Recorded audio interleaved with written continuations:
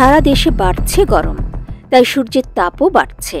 সূর্যের তাপে অতিষ্ঠ হয়ে পড়ছে জনজীবন। প্রতিদিনই বাড়ছে রোদের তীব্রতা। গ্রীষ্মের দাবদাহে বাড়ছে তাপমাত্রার পারদ।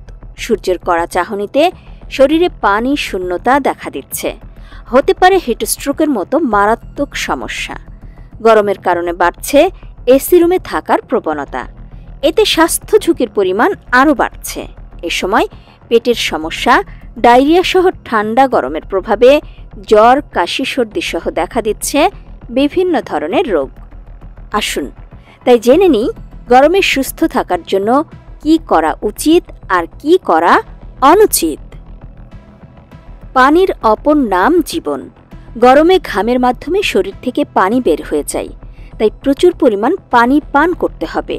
তবে বাইরের গরম থেকে ঘরে ঢুকেই ফ্রিজের ঠান্ডা পানি পান করবেন না।